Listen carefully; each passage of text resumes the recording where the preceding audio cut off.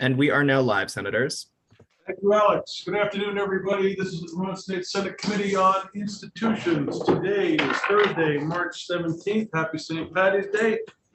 We are in the State House as a committee for the first time, but our committee assistant is remote, which is quite the opposite of what usually happens here. But for the benefit of all of you on YouTube, we are starting the conversation about what is and is not in the Capitol bill. And we're going to start off this afternoon with the Vermont Arts Council request on words that we all know about but may have to explain. The HVAC system, as I understand it. Karen Middleman is here, the Executive Director of the Vermont Arts Council. I'm Joe Benning, Chair of the committee. I have with me Senator Mazza from Colchester Grand Isle, Senator Ingalls from Essex Orleans, soon to be Essex Caledonia, the way things are going. Senator McCormick from Windsor, and Senator Parent from Franklin County. Thank you very much. Karen, before we begin, have you been with us this year at all? I have not, and I'm delighted to be here. You heard from a member of my staff, Michelle Bailey. That's what it was. Okay. Right. Well, just to let you know, we have a YouTube audience, and I explain this to everybody who comes to see us. The YouTube audience is made up of people we haven't any idea of who they are or what their educational process is in understanding the government. And what I try to do is get everybody who comes on as a witness to give a 30-second biographical background as to who they are so that you're introduced to the folks on the screen, as well as how you fit into the government process. And then we'll launch into your testimony. And during your testimony, should you say something that you and I may understand, but I get a red flag in my brain telling me that perhaps the YouTube audience does not understand, I may interrupt your testimony, not to be rude, but just to make sure that the YouTube audience is able to follow along and stay on top of where we're going. So with all of that, I would ask you to begin by introducing yourself and say, welcome to Senate Institutions. Thank you, and I'm delighted to be here. I'm Karen Middleman, Executive Director of the Vermont Arts Council. And to explain who we are, the Vermont Arts Council is both the state arts agency for the state of Vermont and also an independent nonprofit. And we're one of the primary funders of the arts and culture and promoters of the creative sector across Vermont. And I'm delighted to be here with you. And thank you, Senator Benning, for your leadership and support of our creative sector recovery bill. We really appreciate your support. So I'm here today because of a very specific need that we're seeing in our museums, theaters, galleries, and other creative sector organizations and businesses as they begin to recover and emerge from the impact of the pandemic. And if it makes sense to you, what I'd like to do is briefly describe that impact that we're seeing from the field, the creative sector bill that we have under consideration to address that need, and the specific funding gap that we think your committee might be able to help with. Does that sound good? Sure. Okay. So many of you are familiar with our research on the Vermont's creative sector, demonstrating that it's part of the foundation of Vermont's economy. Our creative businesses and organizations provide more than 40,000 jobs across our state. It's 9.3% of our economy, our jobs. More than that, our theaters and museums and galleries and dance studios are really anchors for our downtowns and for economic development across the state. They anchor economic development, they attract tourists, and most important, they attract the young people with families that Vermont really needs to continue to grow. The pandemic shook that entire foundation. In the first few months from April to July of 2020, we know that the creative sector in Vermont lost 8,090 jobs and more than $216 million in revenue. Then fast forward from then to the summer of 2021, and we've got a snapshot of losses from a group of 197 cultural organizations that applied to us for grants for economic relief. Together, those 197 organizations reported more than $36 million in economic losses. And that was last summer before Omicron hit. Cultural organizations were among the first to close to protect public health, and they're still among the last to recover and emerge fully from the pandemic. That has impact that goes beyond a single arts organization. If a jazz festival is canceled or a downtown theater shuts its doors, it's not just a single arts organization that's losing its business and laying off employees, but an entire town is losing an infusion of energy and revenue and business that town relies on. Relief from federal and state funds was an absolute lifeline. I just have to stop for a moment and say thank you to the legislature for the aid that you allocated for the creative sector last year. A lot of our organizations simply wouldn't be here without that aid. It was a true lifeline. But now 2022 has brought with it a whole new wave of uncertainty. And what we're hearing from the field is that, yes, the pandemic's waning and may be behind us, but it's still causing enormous economic harm. There's a deluge of cancellations, venue cancellations, just in January and February and March. Memberships at museums and subscriptions at our theaters are still down significantly from pre-pandemic levels in Vermont. And that's consistent with national data that we have available on market potential in the creative sector nationwide. It suggests that we're not going to get back to pre-pandemic audience levels until the third or maybe the fourth quarter of 2022. So our businesses are still not out of the woods yet. And the pandemic recovery package that we proposed for the creative sector would invest $17.5 million in support for creative sector businesses and nonprofits. That's a bill that was passed with strong support out of House Commerce Committee last week. It's now in the House Appropriations Committee, being voted on today, I believe. And on the Senate side, as many of you probably know, aid for the creative sector was rolled into the larger economic development bill that's now still under consideration in Senate Economic Development. If I could walk you really quickly through the components of that bill, I can identify the gap that we're most concerned about that brings me to your committee today. I sent a one-page summary of the bill to you that I know Alex has that I hope will be helpful.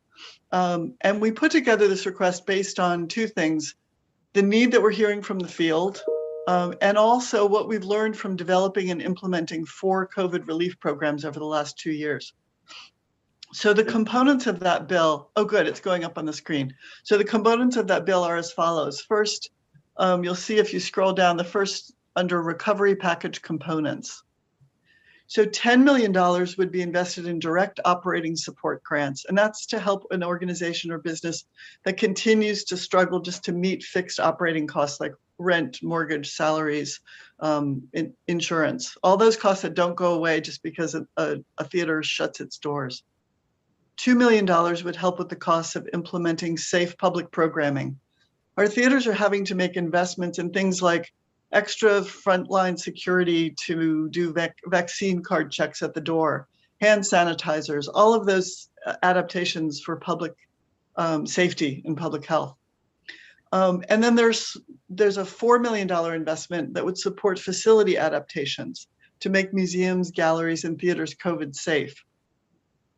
And smaller investments for grants to revitalize empty storefronts through the arts, targeted marketing for the creative sector, and to implement the Vermont Creative Network's action plan. I'm happy to talk in more detail about any of those, but really I'm here to talk about one component, and that's the $4 million for facility adaptations. What we've heard over and over from the field is that there's an intense need for capital improvements related to COVID at our cultural organizations. They need to assess and upgrade their HVAC for better air exchange to be COVID safe. And they need, in many cases, to expand outdoor seating areas or create outdoor stages and pavilions. One of the many creative ways that our cultural organizations pivoted during COVID in order to survive as businesses and also to keep us all engaged was they moved their performances outdoors in all kinds of creative ways. I hope you all took advantage of some of those during the pandemic. There were outdoor drive-in theaters and concerts on hotel balconies. Northern Stage in White River Junction built an entire outdoor stage in the space out in between their building outdoors. The Paramount and Catamount Arts both held outdoor concerts, outdoor movie screenings, and all kinds of other events. Making those outdoor spaces permanent and safe with safety lighting and paved walkways, electrical wiring, and the like, is a wonderful way to bring audiences together safely and expand the capacity of our cultural facilities. It's also very expensive. HVAC upgrades, as you all know, are also prohibitively expensive and can be very complex. The Flynn recently embarked on a project to upgrade its HVAC system and discovered that not only did they need to pay for new equipment to be installed on the roof, but before the roof could bear the weight of the new equipment, they needed all kinds of roof repairs and structural upgrades. So these projects can start out looking small and become easily very expensive and very complex. So the House version of our creative sector recovery bill includes support for the kinds of facility adaptations I've just described. The Senate version does not. The Senate has rolled all recovery aid into two programs, a forgivable loan program run through VITA and a capital investment grant program that would be administered by the Agency of Commerce and Community Development. VITA does not allow its loans to be used for any kind of capital expenditures. So that's a complete non-starter. On the capital investment grants side, something like an HVAC upgrade is allowable under the guidelines, but the intention of that program and the bill language specifies that it's meant for larger transformative projects that will impact economic investment and business development in an entire region. So a small arts organization that needs a new HVAC upgrade is simply not, it might be eligible for that program, but it's simply not going to be competitive. There's no home in the current recovery package for most of our organizations, which skew towards the small side in Vermont, to find funding for something that they urgently need. So I'm here to make your committee aware of that gap and to ask if there's a way to consider an additional investment in the Cultural Facilities Grant Program that, as you all know, the Arts Council administers. These are grants that support capital improvements specifically as an investment in our state's cultural infrastructure, town halls, theaters, libraries, museums, and all the other public spaces where Vermonters can come together and enjoy a theater or dance performance or concert. It's one of the best things we do to invest in our cultural infrastructure and to help ensure the long-term sustainability of arts and culture in Vermont. We've seen increasing need in this program, as I know you all heard recently from Michelle Bailey. Over the past 5 years, we've seen more than a 60% increase in applications. We had 36 applications in the last round for 17 grants. We're very grateful for the legislature's increase in the allocation for this program. And we know that there's continuing unmet need. And this is a grant program that could be easily adapted to meet the facility needs that I'm describing. So I think I'll stop there and ask if you have questions or would like to know more about any aspect of this bill. Aaron, can you tell me first, where is the bill presently? The Senate bill?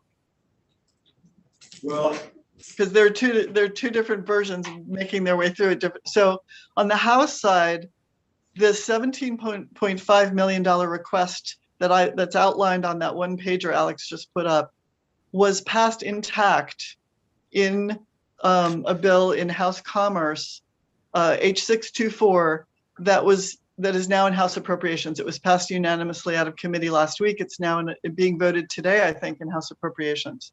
On the Senate side, all economic aid for the creative sector is rolled into economic aid for all businesses across Vermont. It's now in the Senate Economic Development Committee, and I believe either has already been voted out or is being voted out today. Okay. I have several questions, but let me start with the basics. The capital bill, which is our vehicle of responsibility, handles the state's brick and mortar paint and wood. Mm-hmm. While we have allocations for cultural facilities, they are in general public facilities. Mm-hmm. Your request here seems to be focused on private facilities, nonprofits perhaps, but I'm not sure that we have the power under our jurisdiction to bring you into that fold. Are you familiar with something that I'm not? No, that's absolutely true, Senator, and sorry if I was confusing. So the cultural facilities grants are for public facilities only, understood, and that would only serve a portion of the creative sector businesses and nonprofits I'm describing, but it would be an enormous help for those. And most of the organizations that, most of our theaters and town halls and libraries and community art centers are public spaces that are eligible for cultural facilities grants. Okay. Senator Ingles had a question. Yes, Karen, did you guys receive monies on your own through any of the federally funds that came through ARPA or any of them? Did you? We received money as a pass-through, not for our own operations, but we received money through the National Endowment for the Arts, which is our primary source of federal funds. We received CARES Act funds and ARPA funds to redistribute to the field in the form of grants. And we partnered with Vermont Humanities and made 2 rounds of grants to Vermont nonprofits, both with CARES Act and with ARPA funds. So the humanity funds is something that you would normally get every year. That would be, those are the first set of funds that you mentioned would be something that would have comes every year to you, regardless you get a request or whatever, or is that just because of we had available Fed dollars that came?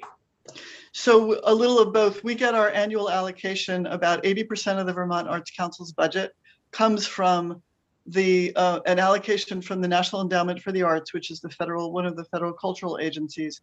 That's required to be matched dollar by dollar by the state legislature, and that's about 80 to 85% of our budget every year. What's your budget every year? Pardon me? How much is your budget every year?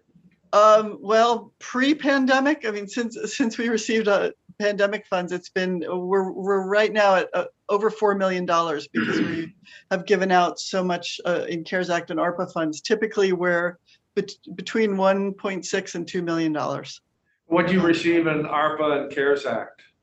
We gave out in partnership with Vermont Humanities 1.2 million in ARPA funds, and I don't want to give you the wrong number. I can reach for my report and tells you CARES Act was just under $800,000. And I can send you reports on both of those grant programs if you're interested.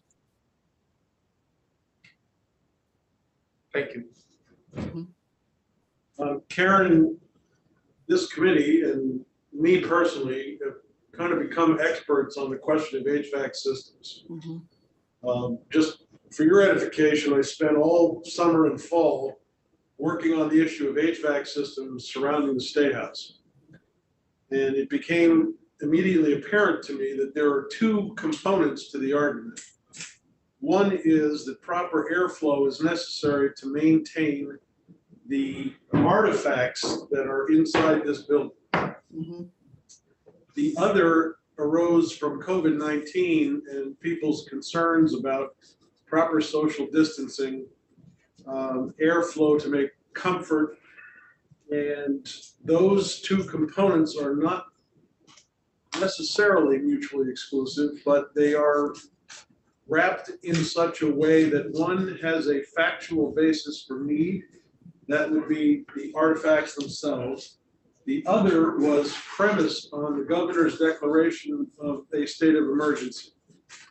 And at the time of that declaration, our hospitals and healthcare infrastructure was threatened.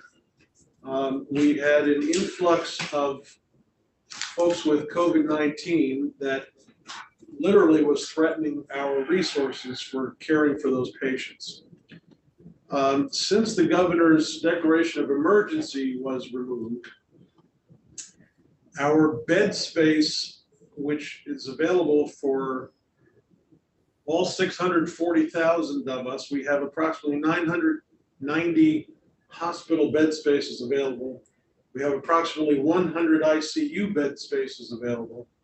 And as of yesterday, we had 15 hospital beds, and I believe the number was either 5 or 6 ICU beds occupied by COVID patients. That at least tells me that the support for HVAC systems that's based on the medical science is not there anymore. And maybe it's just me, but I'm looking at it that way. But it brings me back to your original thought about HVAC systems being needed in these particular facilities. Can you first give me a breakdown? Are there artifacts on the walls that have to be protected, or is this strictly creature comfort and I guess I'll label it as safety concerns as a result of COVID? So thank you for the question. I can rephrase it if you need to.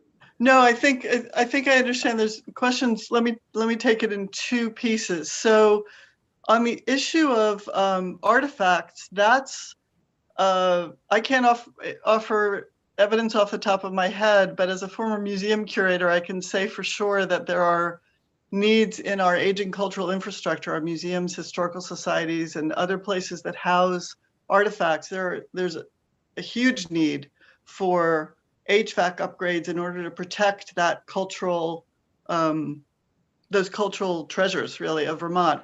Those are not top of mind for me right now, because what I was looking at is ARPA eligible expenses, right? That are responding to the current moment as our businesses and nonprofits emerge from the pandemic. ARPA expenses ARPA dollars would not be able to be spent to protect a museum collection. But I do think, to address your second point about airflow as a COVID health or public health concern, there's language in the Treasury rule about how American Rescue Plan Act dollars can be spent that includes COVID mitigation or public health mitigation measures, like, for example, safe airflow to prevent aerosol transmission of disease. So that is absolutely an ARPA eligible expense. And going forward would be in my mind, a very wise expenditure of dollars to protect future public health. But I know in any case, it's eligible for ARPA spending. Right. I agree that the guidelines would make you eligible. I'm trying to clarify, I guess, the concern. Is it that primarily there's money out there that's available, so let's spend it now? Or was there a pre-COVID concern about airflow for creature comfort?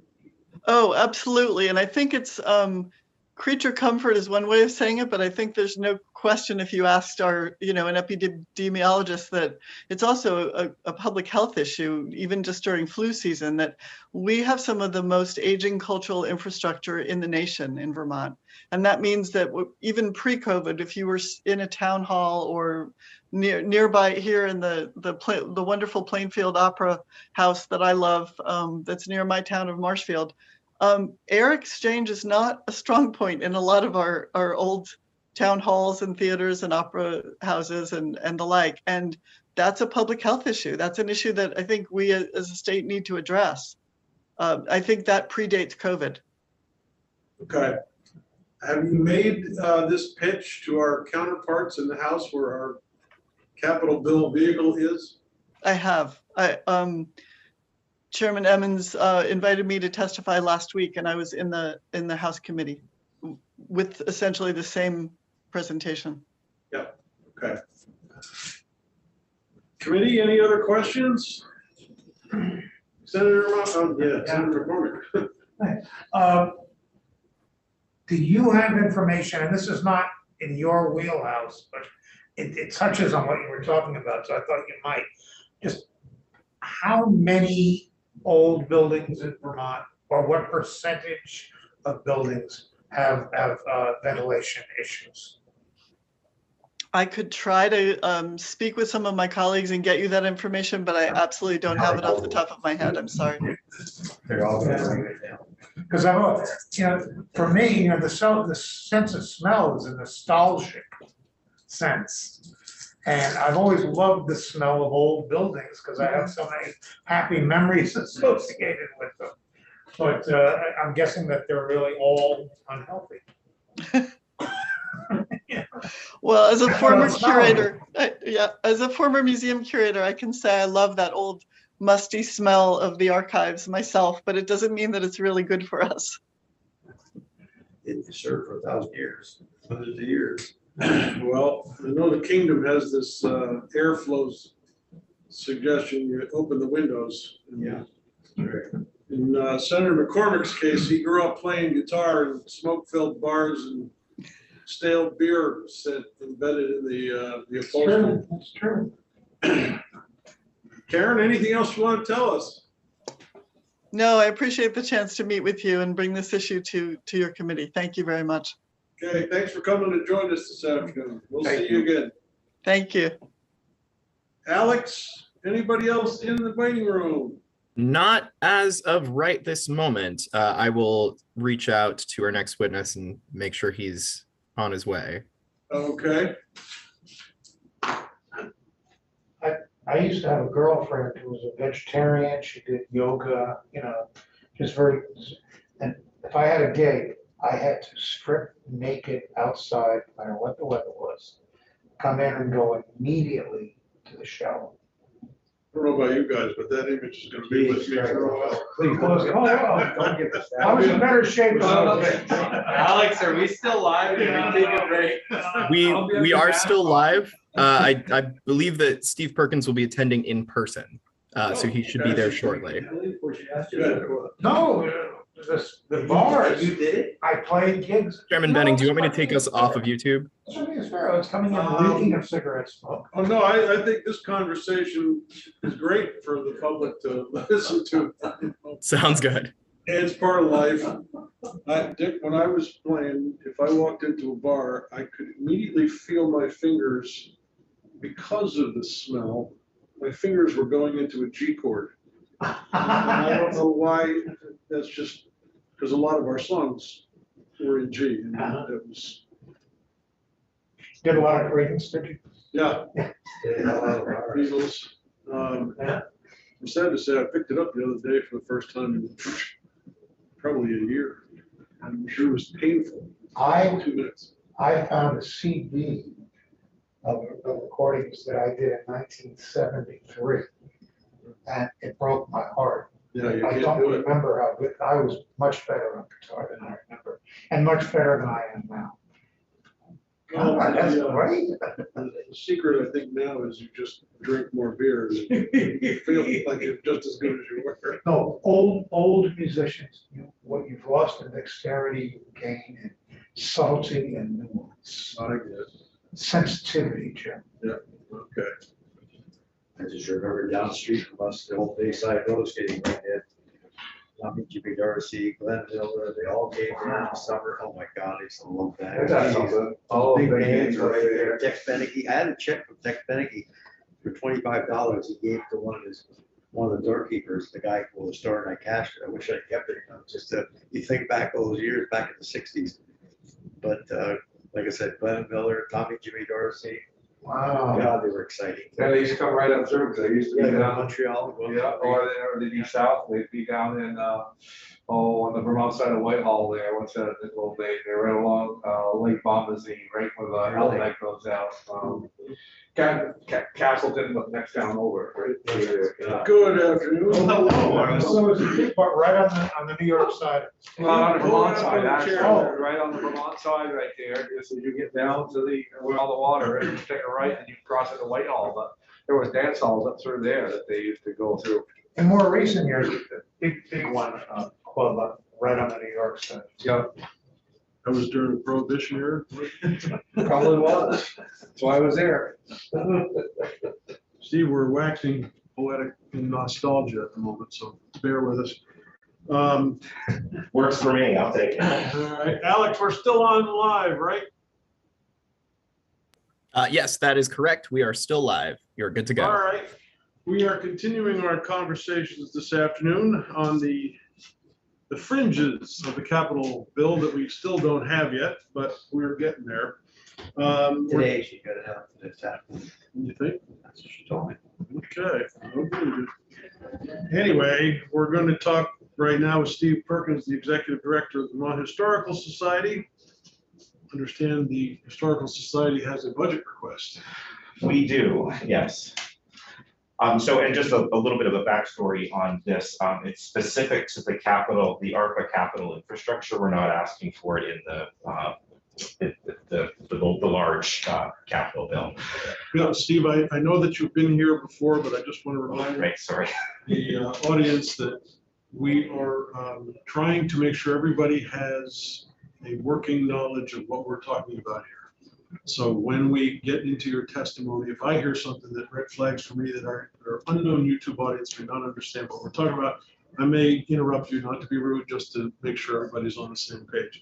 But as always, I ask everybody to begin by introducing themselves, talk a little bit about their background and how they fit into this process, and then we'll launch into the request. How's that? Certainly, that works for me. So jumping ahead, Stephen Perkins, I'm the Executive Director of the Vermont Historical Society. Did provide the committee with some information ahead of time on the society itself. I know many of you have seen this information in the past. It's the same bulleted information that comes through with the appropriation bill as well. Just very quick overview of the Vermont Historical Society. We were chartered by the state of Vermont in 1838. Been around a while. Have always had a partnership with the state. Quasi-state organization. We receive about half of our operating budget from the state of Vermont. The other half comes from fundraising. So we're a 501c3 governed by a board, yet members of that board are there because of their role within state government. So 1838. 1838. You must have had a much smaller budget at the time. much smaller budget. The Vermont Historical Society did not have any full-time staff until the 1930s. And then beyond that, we were we were housed in this building in the State House until 1918. And at that point, the society moved to what's now the Supreme Court building. That building was purpose-built to hold the Supreme Court, the State Library, and the Historical Society. The Historical Society and the State Library were traditionally co-located well until around 2000, the year 2000. You know where in this building you were located? Yes, we were in, I believe it's room 11. Oh, no kidding. Yeah, that was, if you look at the early plans for this building, we were in the previous building as well. If you look at the plans for this building, you see the note says state cabinet. Cabinet's an archaic term for museum. And that's where we were located. We then moved up into what's now the Cedar Creek room. And we were there before we moved over into the Supreme Court building. We have the whole first floor of that building. So when the Supreme Court vacated its library that was in the Cedar Creek, you guys must have moved in immediately thereafter. That's probably about right. It was in the 1880s, I believe, when we moved into that room. Yeah. And the collection of all things was kept in the dome of the second State House, and the large majority of the collections burned when that burned, unfortunately. So it's always a question of what treasures have we lost. But as a society, we have a huge collection that represents the breadth of Vermont history, from pre-colonial contact up to the present. We continue to collect. And we're now located in Barrie. So we did move over to the Pavilion building in '73, and we're in the basement of that building as well as the first floor. The flood of '92, which we all remember because it happened this month in 1992, caused us to rethink whether we needed that basement storage. If I may, I was on a fire brigade line evacuating stuff from the basement, just for the historical society. And a lot of this stuff was in cardboard boxes.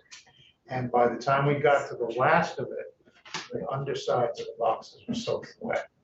We got stuff out just in time. And I remember asking one of the historical society people, what are we on? And a lot of it was probably just junk, but we've got it. He said, we've got things with Ethan Allen's signature on them, or at least Ira Allen's signature. Yeah. I mean, we have early letters and documents debating how Vermont becomes a republic. Those are within our collection. So yes, and thank you. I knew many legislators ran down to the building and helped remove items out of that basement as Montpelier flooded. So that prompted the society to look for another place to store its collection. So the museum is always here in Montpelier, but we're now housed in Barrie, in the old Spalding High School building, purchased for $1 in 1995, and then renovated it to a state-of-the-art collections building. It also does house the Vermont State Library now, and it houses the Archaeological Heritage Center, so it houses the archaeological collection. So really, there's kind of two main state research centers. You have the State Archives, Middlesex, and then you have the Historical Society Library and Archaeological Center in Barrie. So I'm curious, was there any itemized list of collections that were lost? Or maybe that was lost as well in the second? That was lost. We have no idea. So the only thing retrieved from inside the building was the George Washington portrait. Correct. They saved a copy of a Gilbert Stuart painting, and who knows what early founding. It was mainly a library. What early founding documents were lost in that fire. So, but have been collecting ever since. Well, we did not look into the boxes, but as we figured, everyone, it felt like papers, it felt like must be documents. Yeah. Yeah, we're about half and half. We're half library and archives and half museum collection. It's just how we administratively take care of the collection, whether it's an archivist or librarian overseeing it versus a collections manager or curator. Okay, interesting. So what's your ask? So here's my ask, as I jumped into before, I apologize for that. And I apologize, it does come in a little late. So as I said, the ask is for the ARPA capital infrastructure specifically. We have been communicating with our budget analyst throughout the fall. He asked us to submit projects within the building in Barrie that houses all of those pieces that I talked about that would meet ARPA infrastructure money. I think there's actually tail end of CARES as well. We did that. It somehow fell through the cracks and it did not make its way forward. So I did bring it forward to House Institutions last week and speaking with you here this week. So here is the ask. It is HVAC upgrades to that building. And it was driven by a needs assessment that we commissioned during kind of the height of the pandemic to look at what are the needs of this building overall, but also what are the needs of this building as it relates to issues that were immediately arising from pandemic. Of course, we all know airflow and air capacity was something people are talking a lot about. And so they made a number of recommendations. So we've pulled out the HVAC recommendations, and that is the ask here. Within that, you can see I've itemized it, but all of those pieces do interact with each other within that system. Ultimately, it means increased airflow, upgraded air filters, and then the system not collapsing due to age. So I'm going to give you a question I'm sure my committee has never heard before other than 10 minutes ago. HVAC systems have come to be a major concern as a result, at least as I see it, for two separate reasons. One is for artifacts that are being affected by improper airflow, mold issues, etc. The other is the concern that arose out of COVID, where people had both creature comfort issues as well as safety concerns. The safety concerns have sort of, they are evaporating as we speak due to the decrease in hospitalization rates, et cetera.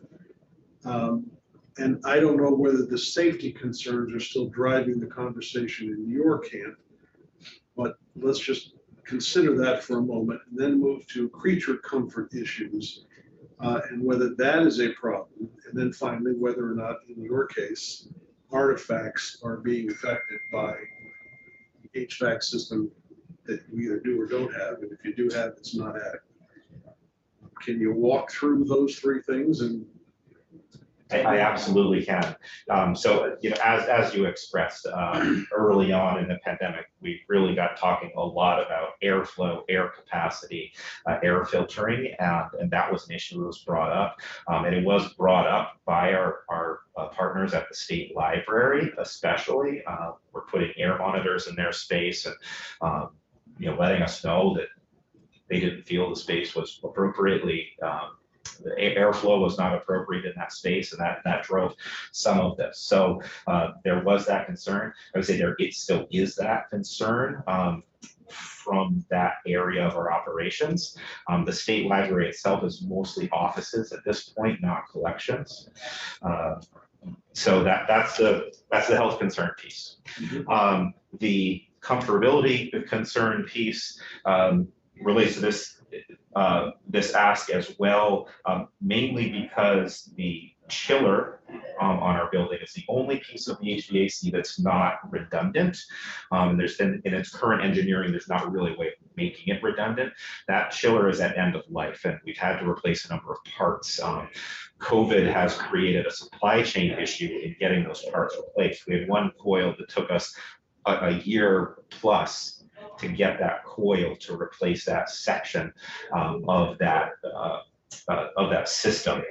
So at this point, it just makes more sense to replace that unit than to continue to repair it, especially with the supply chain issues. And that's comfortability. The third floor of that building, it's an old high school, if anyone hasn't visited that.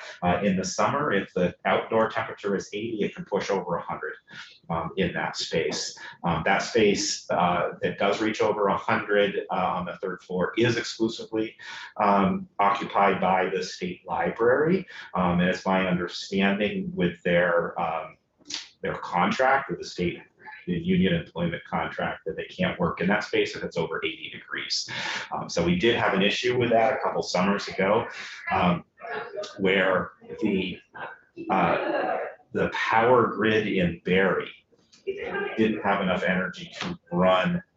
By the time it got to us, didn't have enough to run our chiller, so we had to modify the chiller to run on a lower, I'm not an electrical engineer, I'm probably gonna use the wrong term, lower voltage, lower flow of energy without tripping out. So that's a comfortability issue that we had addressed with this. And I'm glad you brought up the artifacts. So those are utmost important to us. The artifacts I described, we also house all of the sensitive state collections that are part of the State House collection, mostly flags, military pieces used to be on view up there. Those are now all kept in our vaults in the climate controlled storage. And so the electrical, the humidification system,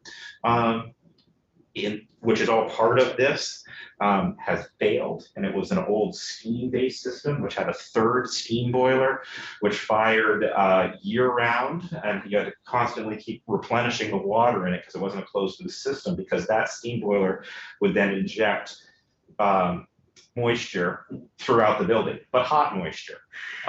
So that boiler broke down. We decided not to replace it right then, and instead we're proposing to replace it with individual units which attach onto each air handling unit that injects moisture into each space where it needs it. We use electricity to do that, and it's a cool mist. So if you think about home, we have a cool mist humidifier which atomizes water. That's what this system does. It's much more efficient, cost effective, and in the long run, if something breaks, you only have to fix one unit rather than the entire system. That directly impacts collections, and at this time of the year in the winter, lack of moisture is a distinct problem for that system. We don't have a moisture problem right now. We have a whole separate system that's separate from this air handling system called a desiccant wheel Munter system that is the dehumidifier system that runs through the summer. That system is running fine. Long answer to your three questions. Here's what you're up against. We have courthouses in Vermont that have been closed for a year that need air to function again. We're backlogged over a year, 2 years, lawyer to tell you here. And it's a necessity these courts start operating, because I don't know what we're going to do with the people that are still waiting trials and everything else. So, but you have the ability to get private donations, I would assume. That, I mean, people are interested in the arts, aren't they? They are. I would just, it's a struggle for any nonprofit. Yeah, for anybody who's raising money. Yeah. So what are you asking for? How much? We're asking for $450,000 Wow. for the entire system. So you know what that would be in normal times? Probably 200,000 in normal times, because the inflated price of those things are just gone. They're gone crazy. Like you said, a part was a year to get. In a system today, I bet you that's a $200 system, it's a $450,000. That's common knowledge right these days when you try to buy something, anything to do with air systems or. So you weren't successful in getting it to the other division of the money from the COVID money, or you said no? Yeah, we worked through our budget analyst as we were asked to do and submitted it. And then as I rolled back to him, where do we stand on this? He said, oh, well, you probably should have submitted that with the capital bill, which was, we're 2 months beyond Did that. the House put it in there? Did you know? You said you met with them last week. I met with them last week. I don't know if they marked it in or not. Yeah. I doubt it. Senator McCormick. I get it about humidity, dampness, mold, ventilation. Do we really need artificial cooling in this climate? I mean, we may in a couple of years. Yeah. But right now, this is still a cool environment. It gets hot a couple of Yeah, as I years. was saying, it gets really hot in the summer, and on those third floors, it is really hard. The issue with our building is that it is a sealed environment. We can't just open a window because of the very strict climate controls that we have in place for the artifacts. That sun starts beating down in June through September, and the cooling is part of the whole mix. Well, it happens in the State House every year. Today is the first day for this year. And that is where we would be so much more comfortable, so much happier, by simply opening the window. And we can't because it'll screw up the air conditioning. It's insane. Well, we could. Yeah, you throw it. Oh, you'll get in trouble. Well, but it does throw. Oh, It throws off of balance the humidification and dehumidification system as well as you start to either dehumidify the entire outdoors or. That would affect humidify. these artifacts on the wall. Yeah. Sure. You It's mentioned, like 50, 55 degrees. That's beautiful. it is beautiful, isn't it? You mentioned the flags that were taken out of upstairs. Do you have any knowledge of that? Because I'm curious about one question. The two display cases upstairs in the hall of flags, what the foyer outside the house is called. At one time, I understood it contained all of the Vermont regimental flags, as well as all the Confederate regimental flags that had been captured by Vermont troops. The story that I heard was that in 1965, in a gesture of goodwill on the 100th anniversary of the ending of the war, Vermont returned those Confederate flags to the states from which they were taken. You ever heard that story? I have not heard that story. I could look it up and see what I could I find. would really like to know the answer to that story. It was given to me, and I've often given tours to the building. I have made mention that I had heard that story. And I've always been wondering how I could confirm that. Anything else, committee, you have for questions? Something tells me we may invite you back when we get the bill that we're supposed to be working on. Let me compliment the historical society. I taught Vermont history, and boy, you provided very useful materials. Thank you. Good videos, and what I finally ended up doing, I realized the students never did the assigned reading in the text. And so every class, what I basically did was I lectured, told them what they would learn if they had done the reading. And what I started doing was finally, I said, well, if that's what it's going to be, I'll just stick with that. And the reading assignments then were Vermont Historical Journal articles. And that was because they could get into that. Yeah. The textbook, just put them to sleep. But if they gave it that much effort. The articles were wonderful. And it's specific, but you don't want too specific with undergraduates because they don't have the background yet. But my brilliant lecturers took care of that. And then they would just, so I lecture about the early 19th century and the buildup to the Civil War. And then we'd have letters home from Vermonters who'd gone into the South on business and stuff. Yeah, huge part of our culture, those letters. You know, now that I think of it, we are literally waiting for the vehicle that we're supposed to be operating on, and I have no idea when it's going to arrive. Do you guys give tours of the building? Absolutely, Because absolutely. I'd love to have a committee day trip go over and just take a look around. I think Oh, we'd love to have you. You can see how the state library was installed in that space. And the Archaeological Heritage Center is quite impressive as well. And then, you know, I think our stuff is wonderful. Alex, I hope you're listening, so we can arrange for you and Steve to make arrangements. We can take a little drive over. Do you ever I read? am, absolutely. You ever use the Vermont Historical Journal?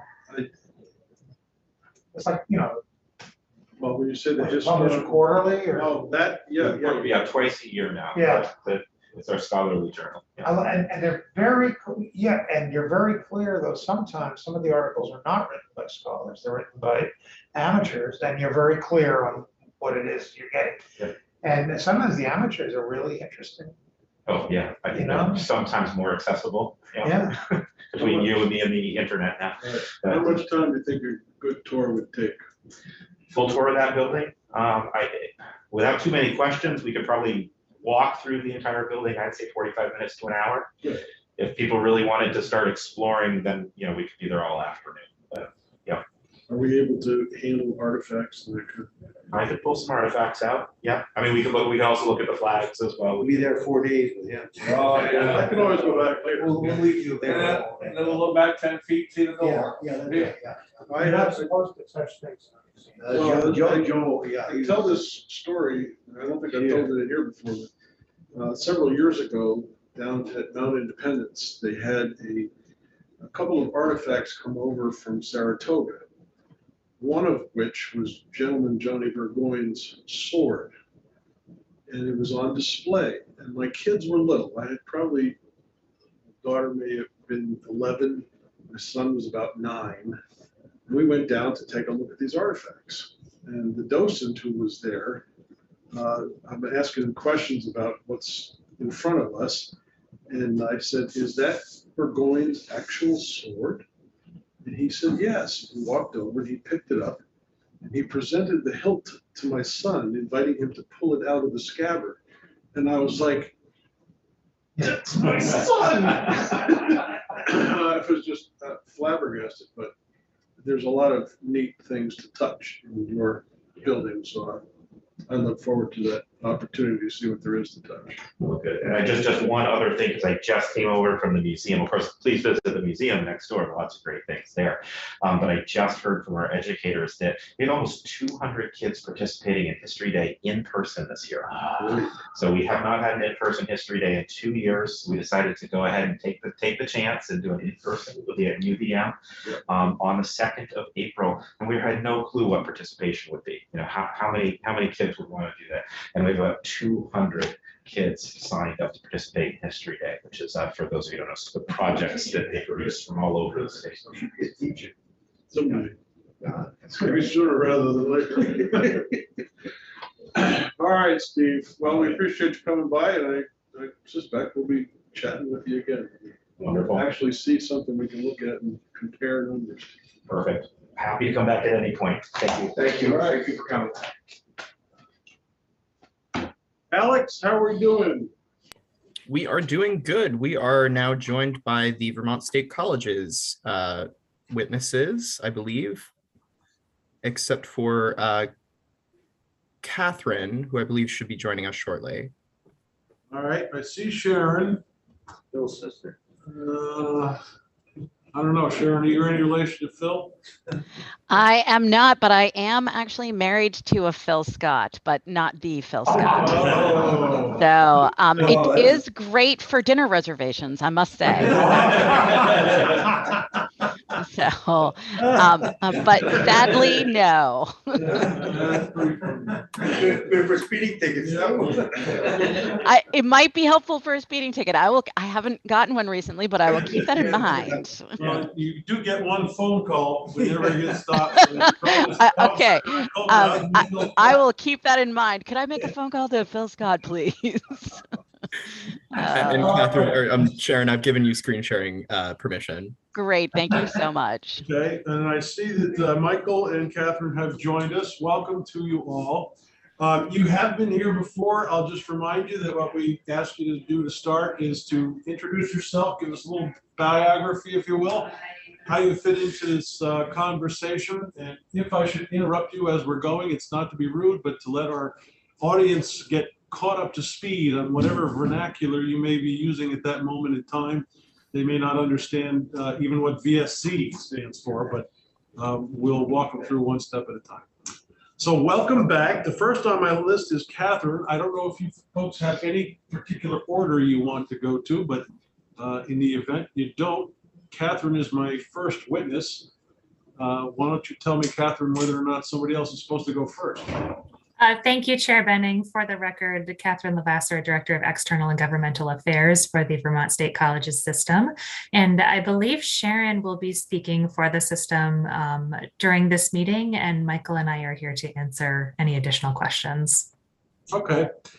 So Sharon, we are back having a conversation about where we left off last time around. You folks were in the process of making some plans. And I understand you have concluded those plans, at least to some extent.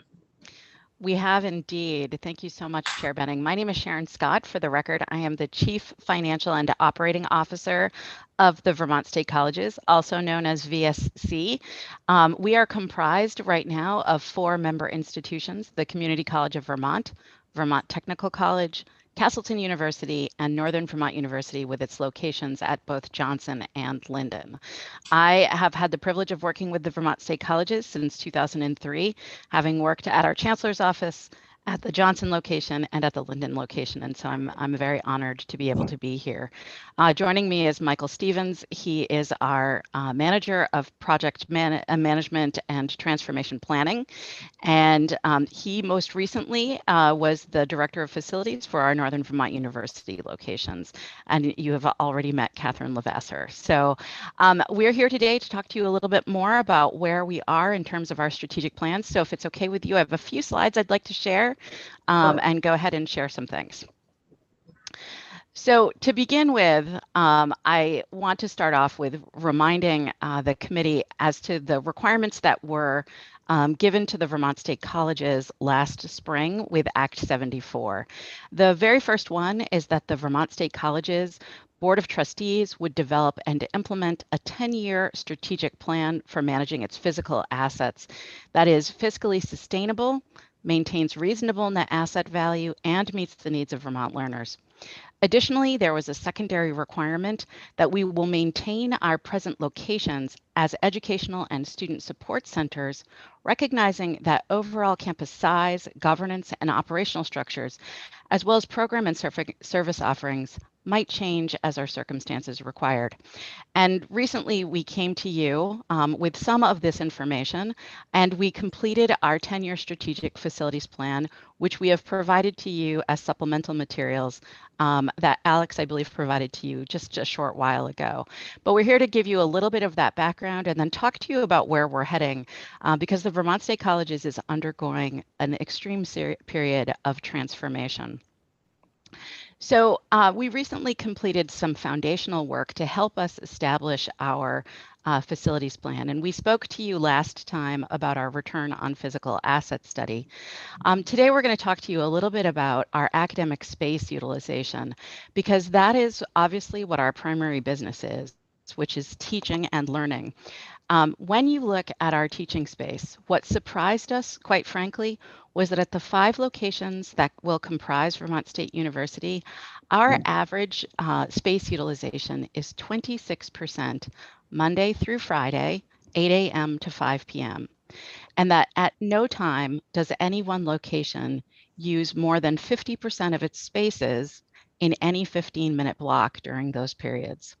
That was quite a surprise to us. In fact, we honestly anticipated that those numbers would be quite a bit higher at some of our locations. And what you're seeing here on this chart in all of these squiggly lines is the actual utilization in 15-minute increments between 8 a.m. and 5 p.m. for this past fall semester. Now, what you're seeing here is that at the low end, our Linden location uses 21% of its teaching and learning spaces between 8 and 5, Monday through Friday. And at our peak, Vermont Technical College at its Williston location uses 32%. In general, locations of our size and type with our level of rurality would have occupancy or room utilization rates somewhere in the 65% range. So we are less than half of the occupancy that we should have or utilization that we should have. It tells us that we have room to be able to make changes as we move forward. On a secondary path, one thing that we also looked at is how many students were sitting in the seats that were occupied at any one time. So what each bubble is showing you is every room that was occupied and how many students, so how frequently it was occupied on the bottom side. And then on the vertical axis, it's telling you how many students or proportionately how many seats were occupied. So I'm looking in the committee room that you're in right now. It looks like there are 6 seats and all 6 seats are fully occupied. So that would be 100%. But what we're seeing here is that in most of the cases, more than a third of our classes actually have occupancy or the number of people in seats of less than 50%. And simultaneously, we're using less than 50% of the spaces. So normally when you look at a 2x2 grid, where you really want to be is in this upper corner over here. And you can see that we have very few times where that's the case. The majority, because of being on average 26%, is showing on the lower utilization, but simultaneously we're also showing low number of students in those seats as well. That again tells us that we have room to be able to make changes. Now, clearly, one thing that our colleges have done it has been to adjust their class schedules. So part of the reason why classrooms are sitting empty is that the provosts and the presidents have streamlined class schedules so that they can have more students in seats, but it's not able to do enough because of the number of students that we have at each of our individual locations. I just want to refresh your memory one moment on the return on physical assets. And specifically, one of the things that we learned was that we are actually investing on our physical assets in terms of our mechanical envelope, mechanical and our building envelope by about $7 million a year. So this is about where we should be spending our funds, which is about $8.4 million on our 2.2 million square feet, but we're about $7 million short of that. What that means is that while our deferred maintenance is relatively reasonable compared to peers at the moment, within 10 years, our deferred maintenance will increase by approximately 23% if we make no changes at this point. If we don't change our investment, or we frankly don't change the size of our facilities. So as we looked forward, we took all of this information and said, what is the Vermont State College's real problem as it relates to facilities? So in terms of developing a 10-year strategic facilities plan, what problem were we trying to solve? Well, the first problem is that we own too much physical space. We own 2.2 million square feet, which is, as I believe, about 50% of the amount of square footage that the entire state of Vermont owns. So for the state of Vermont as the Vermont organization, that's an enormous amount of square footage, and it's incredibly expensive to maintain. As you can see from looking at our space utilization for teaching spaces, we're about 50% of what we should be in terms of space utilization for that. And additionally, we have too many seats in some of those classrooms. So as we look at that, we know that we have too much space and we probably need to make changes there. The second thing. Can I just interrupt you for a moment? Mm-hmm. There is a third component here, and I do know why we're not looking at it, but it probably ought to be explained. You've described 2 different scenarios. One is that you have too much space, and the other is that you don't have enough resources financially to maintain that space. The third component is student population. And the ability to attract more individuals to fill that space which in turn would be offset to some extent by tuition coming in to help support this. But I'm assuming that the reason you are not talking about that component is because you've done a projection out over the next 10 years for student population and the expectation that they are not going to be increasing at any point in time and perhaps will be shrinking over that time period. Is that a safe thing to plug in here? That is correct. While demographics are not destiny, and there are ways to be able to make some modest changes in terms of growth, the growth in our traditionally aged student population, ages 18 to 24, those students who have used our campus locations for more than 100 years, is not going to increase in the near future. If you look at the birth rates in the state of Vermont, we actually anticipate that there will be a decline in the number of graduating high school seniors starting within the next couple of years again. And that decline will continue, and the birth rate has not gotten higher. In fact, I believe recently, at least 2 years ago, the birth rate in Vermont was the same as it was in the Civil War. That is not helping us as we move forward. Additionally, the demographics in the New England region, which is where we frankly draw the majority of our students, the New England or the extreme Northeast, New Jersey, Pennsylvania, et cetera, is not in our favor. And there is incredible competition across this region looking for students. Where we anticipate our growth will largely be as we move forward, not to say that we're not planning on maintaining students or continuing to bring in students from out of state, because they're incredibly important to our communities and to the state of Vermont, but that where the growth really will likely occur is with adult learners, those individuals who are looking to upskill, looking to reskill, looking to build their career as they move forward. We have over 66,000 Vermonters who have some credential, but no degree, or some credits, but no degree or meaningful credential that they can use to build and ladder up their skills. And so that's really where we frankly see a lot of our growth will be coming in the future years. That doesn't use as much facility space as students who are on your campus every single day, 24 hours a day for 9 months a year. I'd also like to add, Senator Benning, one excellent example of that is the average age in our nursing programs at Vermont Technical College.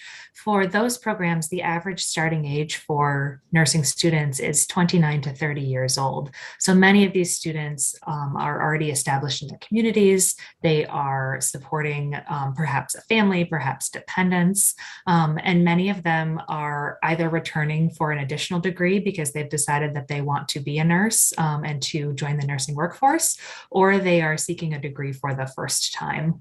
I just wanted to provide that one programmatic example because the average age for that program is quite a bit higher than that traditional student demographic. I appreciate that injection, but you're still in the same problem as I see it, that population availability for the nursing program is not going to offset, correct me if I'm wrong, the immediate concern that getting additional students in any numbers to reverse the problem you're about to talk about, it's just not going to happen, even with those additional nursing students and adult students who are out there available. That's honestly correct. The issue that we are facing as we move forward when we intersect that with facilities is that those adult learners, those learners who have families and other lives and are looking to increase their skills and improve their family livelihood, are not looking for necessarily that strongly traditional environment. And so they will be unlikely to offset the facilities related issue as we look at it. That does not mean that we're not interested in residential offerings at our existing locations. In fact, that's quite the opposite. We recognize that there continue to be students who need to be educated, who are graduating. We are not leaving them behind, but all the adult learners are not going to offset our issue relative to facilities. And the work that we've done up to this point has really shown us that we really do need to be looking at our facilities themselves. And we heard you very clearly in our last meeting about what we need to do in order to move forward.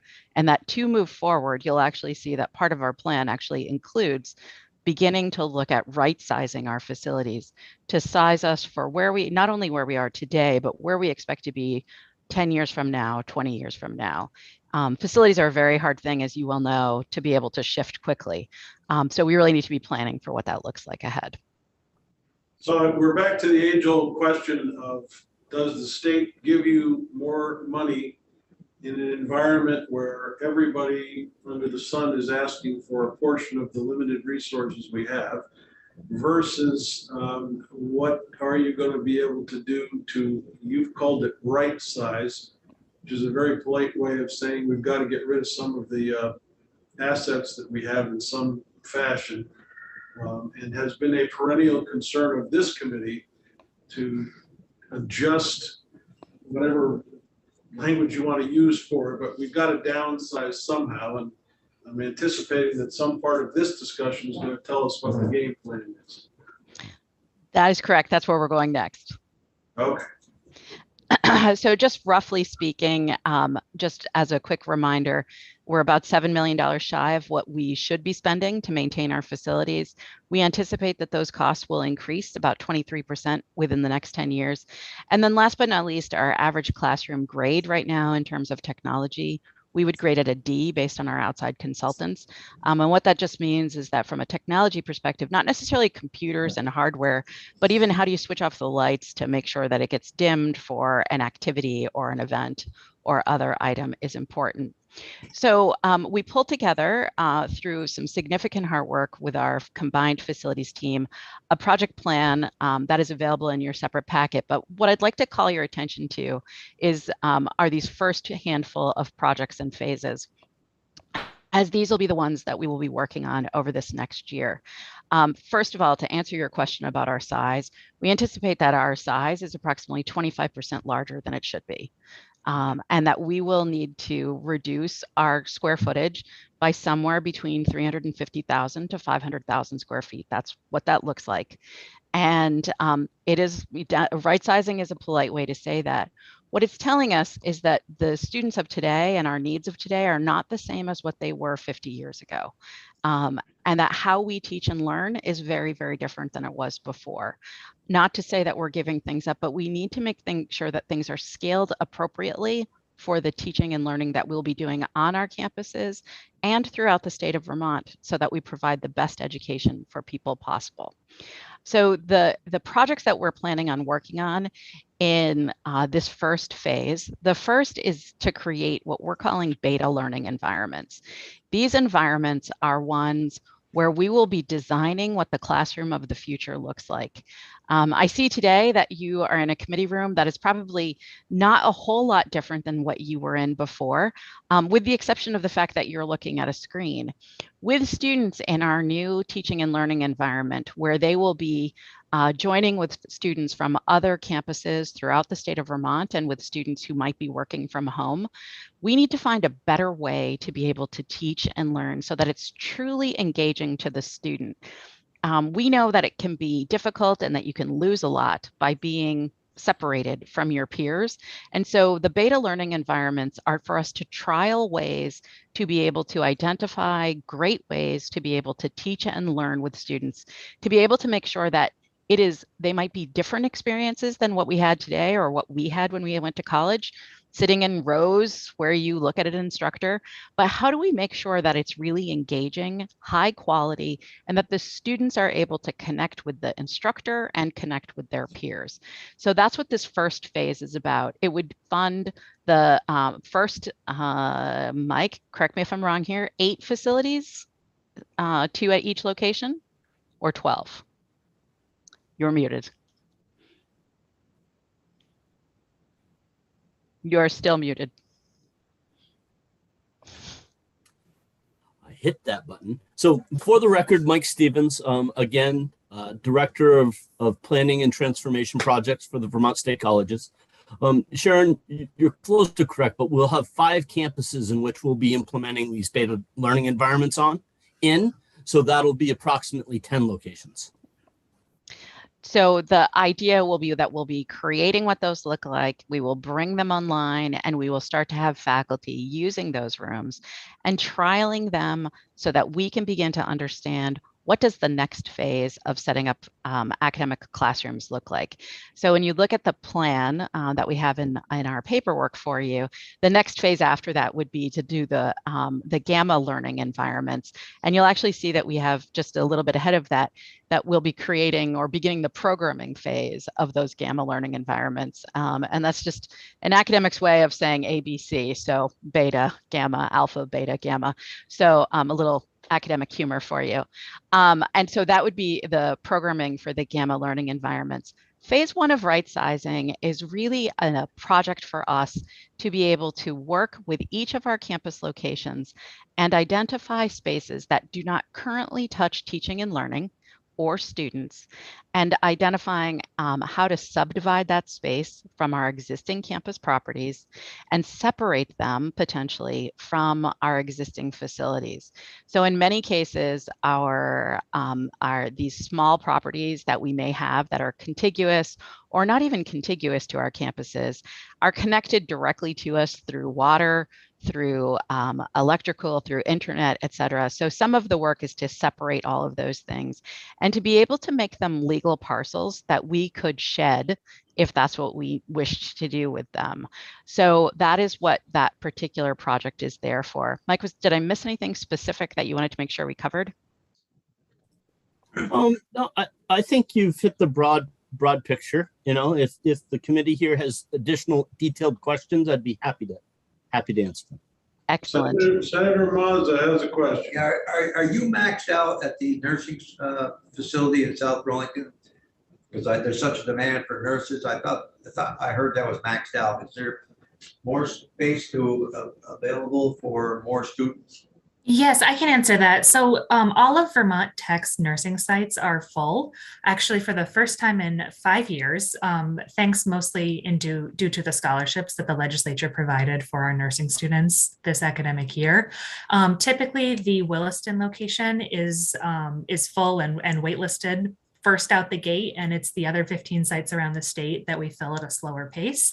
But all of the sites are full. We typically have a wait list of 80 or so otherwise qualified applicants that we are not able to find a spot for, and they end up reapplying the next year. One of the projects that we're currently working on with transformation is we have a cross-functional team across the universities looking at ways that we can expand the program.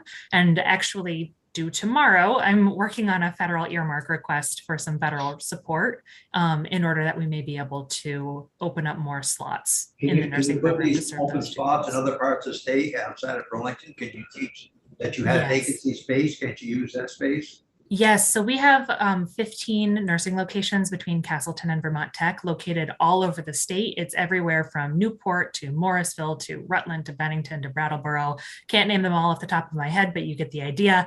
And the sites that we are targeting for growth are outside of Chittenden County. They are sites that we typically have a wait list. Off the top of my head, it's Rutland, Middlebury, Lyndonville, and a couple of others. And those are the sites that we believe we both have the student demand to fill the slots and also the community support for the clinical placements. Are you having a wait list because you can't get instructors or teachers? It's a multifaceted issue. The wait list specifically is for the slots available in the program. We separately, which also contributes to some of the challenges with growing the program, is the issue of identifying and hiring and retaining faculty due to a number of reasons. One of those reasons is that nursing faculty must be master's prepared. It's a requirement of our accreditors. There's not a lot of master's prepared nurses to go around to meet both hospital facility demand and teaching demand in the state. Another challenge that we have is that a lot of our nursing faculty teach on overload, which means that they teach more than a full-time course load and also carry more than a full-time advisee load. And so we are also exploring some ways. There's a couple of bills working their way through the commerce committees, as well as some proposals that we are putting forward for some grant and federal support to help us offset and provide some faculty relief there as well. Thank you. Catherine, what's the status of the Lyndonville program? So the Linden program, we have a couple of seats there that are currently being taught via telepresence. It's a Vermont tech program that's co-located at Northern Vermont University, Linden. What we announced this fall is that we had received a grant to expand the program there by 30 seats. In the practical nursing program and 30 seats in the associates, which leads to RN licensure. And so we anticipate being able to open up those additional seats in fall of 2023. We are a little set back by some difficulty finding like the rest of the state, some difficulty finding contractors to do the work. We're a little behind schedule, but we did receive a federal grant to install both a simulation lab there and also do some work on a classroom space so that we can fit more students in that program. We're very excited about it. Thank you for asking. I had Senator McCormick next and then Senator Ingles. When you talk about getting shed of some of the properties, selling them, are you talking about acreage or are you talking about buildings? If for the most part, what we're talking about right now are some small buildings. So buildings that may have been purchased over the years that might have had a use at one point, but don't really have much use right now. They're either not programmed or scheduled for use at the moment, or in some cases, we're looking at facilities that are older perhaps and require more maintenance. So as we're looking at our work moving forward, we are looking at making sure that our total cost of ownership is lower. And part of that equation comes down to what does it cost us? What will it cost us a year from now, 5 years from now, 10 years from now? Is there a major something that we're looking at that needs to happen? There is subdivision work that we do need to do as part of this, because in many cases, our parcels are so large that we have to separate out anything related to that. Mike, was there anything you needed to add to that? Well, I'm sorry. So I'll just follow up with that. If you gentlemen in the committee have a chance to look at that 10-year strategic plan, it does lay out that the right sizing of these campuses is a multi-step process. As we optimize the amount of teaching space we have on our campuses, it frees up an additional square footage that'll allow us to divest in the future or partner with outside entities, whether they be public or private. That answer your question, Dick? Well, so what I was picturing were the actual campuses with these specifically college buildings. And you look at it, you're looking at a college campus. And I'm wondering what other uses any of those buildings would have. But you're talking about buildings like adjacent to the campus, or Yeah, I gotta think, when I was in college, I was student body president at St. Lawrence, and we owned hundreds of buildings around Canton, New York, and a lot of them were like professors' offices. So they were old built houses that got turned into office space that if we weren't filling classroom space, you could move the professor into the academic building and then sell the old, what was a house at one point, back into a housing situation. Right. Probably So what I look at first. that's exactly right. That's exactly what we're looking at, are facilities that are not those ones that you look at and go, that's a college building. But the buildings that you look at and go, why does that have an institutional name on it? It looks like it's a house, or it looks like it's a small office building or something. So those are the ones that we're targeting first. As Mike notes, as we begin to really go through the full master planning process, which is one of those items on the sheet that I was sharing a moment ago, we will identify through those round robin of other things. Mike described it to me once saying, we have Swiss cheese everywhere and we need to compress it down. And I know it doesn't really work this way, but we really need to make cheddar. And so as we start to look at moving things around, we have the ability to be able to look at, okay, once we do all that work, what do we have that might potentially be left? And are there other uses for those facilities? Is there a way that we could do a public-private partnership with someone? Would it be useful for a business? At our Linden campus of Northern Vermont University, they are developing working and learning communities. Are there businesses that would be good partners to be on campus that would allow there to be a really tight relationship with students and with the business, and give that real relationship with a working and learning community? Alternatively, are there other nonprofits or other things? I will point out that there is one small issue with that, is that our issue is the total cost of ownership as it relates to these facilities. So our ability to be able to maintain them and to be able to make sure that the building envelope is sound and that the mechanicals are great becomes a really cost prohibitive process to us.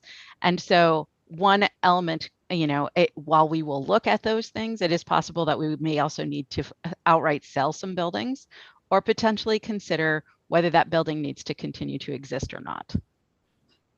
So following up on that, Sharon, one of the things that has gone through your alumni personnel is, why do we maintain a large office building in the middle of Montpelier? That's a really great question. And we are actually reducing the space in Montpelier to 1/3 of its current size. Starting in August when this lease ends. We do maintain a small number of employees in that location, in large part because of where the employees reside, and that there is no room in our other facilities that are within a 50-mile driving distance of them. But in this day of telemedicine, telecommuting for legislative purposes, what is the argument against having those people participate in a remote office environment? There are a handful of individuals who do continue to need to work together to be able to do some tasks. There are things like printing checks and other things like that that do require us to be able to do that. That said, I am meeting you from my home today, and I believe my two colleagues are also doing the same. And so we have been able to reduce almost 10,000 square feet out of the Chancellor's office space in Montpelier in order to be able to make sure that we reduce the cost as much as possible. Okay, Senator Ingalls had his hand up. He's probably salivating at the prospect of being able to be a real estate broker for some of the buildings you have. Just back to your nursing, I'm glad to hear that you got all the slots filled up. That's kind of encouraging news. It's nice to be reactive to what the marketplace is. I'm just curious on how many slots do you have to be able to fill as you're creating nurses? I am forgetting what the exact number of slots that we have because there are so many different programs, but I do know that we graduate 375 across all levels between Vermont Tech and Castleton. And so we have certificate, associate, bachelor's, and we have a new master's program at Castleton University. And across all levels, we graduate about 375 students a year. The number of slots, I think for the certificate and the associate's programs, it's about 150 slots in each, and then bachelor's at 75. Castleton, again, we started the master's program this fall with kind of a soft rollout. I think there are actually 25 slots in that program, but we filled 5 the first fall, which is pretty good for the first fall of a brand new program. I also want to commend you for what difference a year makes. We had conversations a year ago and it wasn't quite like this. And I can tell you guys have been working hard. You have a long ways to go, as you know, but it's a lot different conversation than what we had a year ago. And I appreciate that. Thank you. Well, we want to thank you for the help that you've given us to help us frame the direction that we need to go in. Having the requirements in Act 74 is really galvanizing and extraordinarily helpful. Knowing that we have things that we need to be able to provide to you not only helps us in terms of setting our priorities, but also in terms of working with all of our myriad constituencies and keeps their eye on the ultimate prize, which is making sure that we have a sustainable Vermont State Colleges for all of the state of Vermont. Have you had this conversation yet with our counterparts in the House? Yes, we have. Okay. We're still waiting on that bill. And that is our vehicle to get us out of the building for the session. When we get it, we might ask you to come back and have another conversation. We'll see how it goes. We would be happy to. Thank you so much. Is there anything else you wanted to tell us before you go? Just thank you for all your help. This is very helpful. And I think, as Senator Ingalls has said, a year makes a huge difference. And I would want this committee to know that transformation is going very well at the Vermont State Colleges, thanks in large part to the support of the state. And we're really looking forward on reporting the continued progress to you all and to the rest of the legislature. Well, I can also say again that we can pump as much money into you as whatever we do, but it has to, you have to get results at the end of the day. And I think we're starting to see some results. So again, thank you. Thank you. Excellent. Okay, guys, thanks for coming along and joining us this afternoon. You better get out there while the sun is still shining. We're not in April yet, and we've all lived here long enough to know that's when our last big snowstorms come. Yes, this is fall spring. All right. Thank you so much. Thank you. See you again. Alex, I believe you can take us off of